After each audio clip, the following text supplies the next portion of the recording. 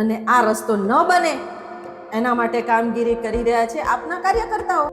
આ વિસ્તાર એક ખૂબ જ સુંદર વિસ્તાર છે અને એ વિસ્તારમાં જવા માટે વર્ષોથી ગાડાને જવા માટેનો ચીલાચાલુ માર્ગ પણ આ જંગલ વિસ્તારમાં હતો અને સીપીએમનો પણ રસ્તો એ વિસ્તારમાં હતો.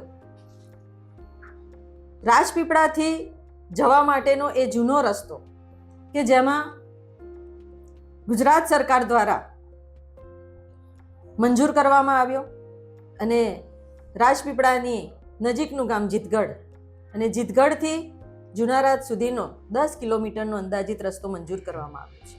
23.69 કરોડના ખર્ચે સરકારે જ્યારે આ રસ્તો મંજૂર કર્યો છે એની કામગીરી પણ ચાલુ થઈ ગઈ છે. સાથે ઉપલી જુનારાજનું એટલે કે જુનારાજથી ઉપર તમે જાઓ અને ત્યાંથી દેવહાત્રા જવું ઘણું નજીક છે. ત્યારે ઉપલી જુનારાજનો પણ રસ્તો 4 કિલોમીટરનો જે રસ્તો છે એ ગ્રામજનોના કહેવાથી અને દેવહાત્રા સુધી જવા માટેની સરળતા બની રહે એ માટે સરકારશ્રીમાં એને રજૂઆત કરવામાં આવી અને ભૂપેન્દ્રભાઈ પટેલ જે માન્ય મુખ્યમંત્રી શ્રી એમણે એ રસ્તાની પણ મંજૂરી આપી દીધી. રસ્તાની કામગીરી સંપૂર્ણ રીતે શરૂ થઈ ચૂકી હતી. એનું ખાતમુહૂર્ત પણ ભરૂચના સાંસદ શ્રી મનસુખભાઈ વસાવાના હસ્તે વર્ષ 2023માં કરવામાં આવ્યું. પરંતુ આ રસ્તો જે ચાલુ કરવામાં આવ્યો ફોરેસ્ટમાં આવતો હોય, સેન્ચુરી વિભાગમાં આવતો હોય એટલે ઘણી બધી પ્રક્રિયાઓમાંથી આપણે પસાર થવું પડતું હોય છે અને ત્યાર પછી જ એ રસ્તો મંજૂર થતો હોય છે.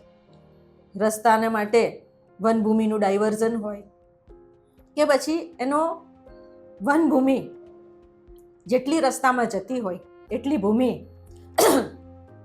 વન વિભાગને આપણે આપવાની હોય છે અને એની સાથે સાથે વનભૂમિનું જે મૂલ્ય ચૂકવવાનું હોય છે એ મૂલ્ય અને લાગત સાથે પ્રતિપૂરક વનીકરણ એટલે કે કોમ્પ્લિમેન્ટરી એફોરેસ્ટેશન અને આ વનીકરણ દ્વારા એનું પર્યાવરણનું સંરક્ષણ પણ થતું હોય છે અને જંગલનું સંરક્ષણ કરીને આ રસ્તાની કામગીરી કરવામાં આવતી હોય છે. એ સંપૂર્ણતયા રીતે આ પ્રક્રિયામાંથી કામગીરી ચાલુ છે અને એ કામગીરીમાં ગુજરાત સરકાર પણ ખૂબ જ ઝડપી પ્રક્રિયા કરી રહી છે. ત્યારે આ રસ્તાની જ્યારે કામગીરી શરૂ કરવામાં આવી ત્યારે કેટલાક આપના કાર્યકર્તાઓ કે જેઓ આ જીતગઢથી જુનારાજ સુધીનો જે રસ્તો છે એ રસ્તાની કામગીરીમાં રોડા નાખવાનું કામ આરટીઈના માધ્યમથી કર્યું અને સરપંચશ્રીને પણ આ બાબતની જાણકારી છે.